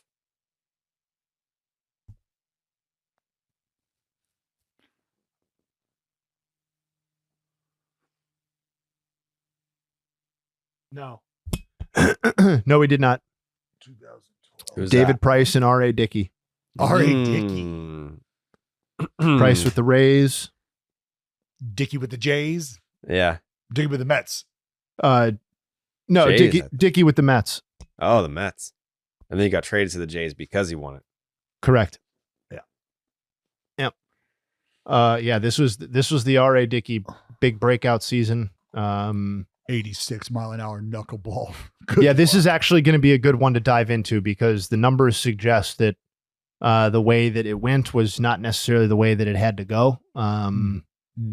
Particularly in the AL, where you had a 14-13 first place vote split between David Price and Justin Verlander.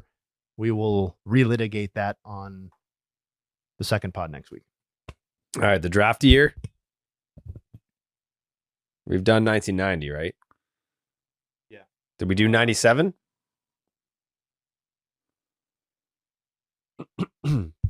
No. 1997. And the draft order is Dallas, Jared, Joe, Justin. I'll make that work.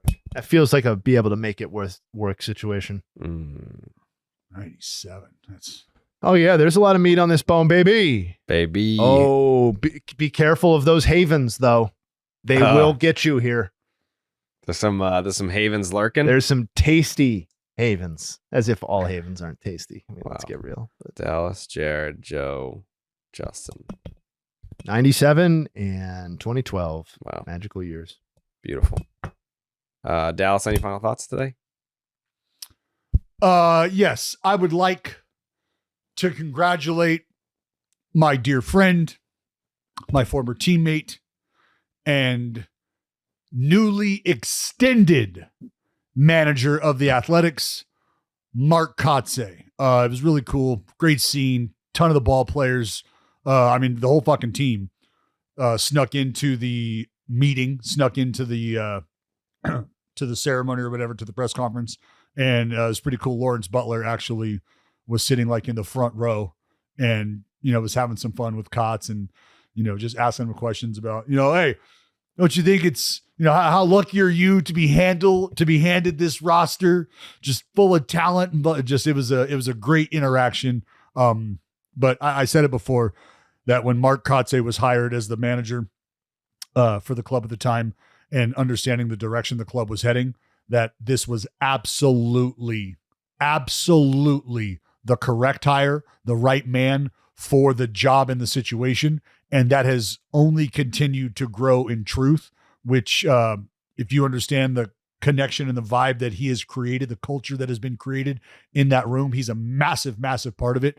Those guys feed off of him. They work great together. The staff works great together.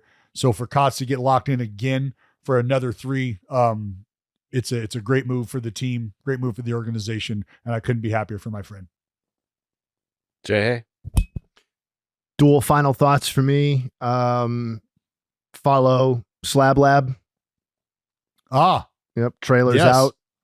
Content is going to be dropping starting next week to coincide with the beginning of spring training stuff. So please follow along on what I think will be a very exciting content journey there. And then secondly, I just hinted at it, but I am extremely excited for spring training. And I know the Red Sox boys, Section 10 boys, are getting started to get things kicked off, but I know we'll be down there shortly after that. And I'm excited to get back to Florida for spring training for the first time in like maybe 7 years. Damn. 8 years. It's been a while for Florida. And I'm excited to get to Arizona for a second straight year and all the cool stuff we're going to do with BID there. So spring training might be my favorite thing. So I'm pumped and ready to go. Let's go. Yeah. It's going to be fun. I'm excited to get back down there. It's been, pre-pandemic Dallas. 19. The last time that we did it. No, 20. 20. Yeah. We did half of 20. Half of 20. We did what? Florida? No, we did Arizona, and we were in the, I'll never forget, man. We're in the fucking DoubleTree parking lot, and I'm stressing because the powers that be at the time were like, well, you make the call. And I was like, oh, really? Yeah. Fuck. Oh yeah. Okay. They were, like we basically had to make the decision to cancel the Florida trip, and then 2 days later they sent everyone home. Yeah. Yep. And I was sitting at home going, thank God. Because if I was stuck in fucking Florida at that time trying to get back home, God. Well, I would have been Florida, so like they wouldn't have shut down. They didn't care. That's true. I guess we could have got out. Yeah. Yeah. Yeah, that's crazy. Yeah. It's been that long.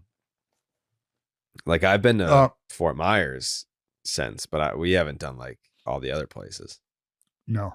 Yeah. And hey, I want to just piggyback what Jay said about Slab Lab, because I my phone died, or otherwise I'd be tweeting out the stuff right now, the trailer that just dropped that Mike and Jeremy have put a ton of effort into. It's going to be awesome.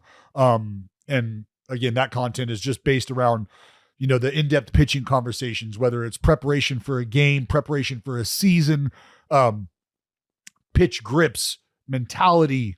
We go over pitch sequencing. We go over at bats with guys. There's just anything and everything that you could think about pitching. If that's something that you're interested in and you want to hear it from some of the game's greats, lock in. Go follow the Slab Lab show, please. We would really appreciate it.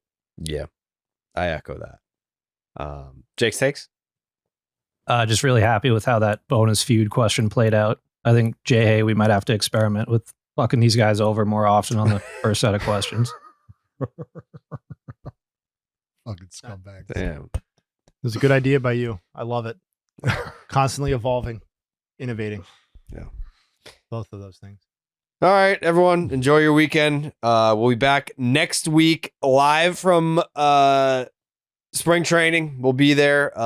Just be patient in terms of podcasts when they get churned out. Like we're gonna be working morning, afternoon, and night getting content. So, but you'll get your pod. But yeah, it'll be like a 10-day span where there may be some inconsistencies, but we'll figure it out. But yeah, next time you see us, we'll be down in spring training. See you there. Yeah. Wow.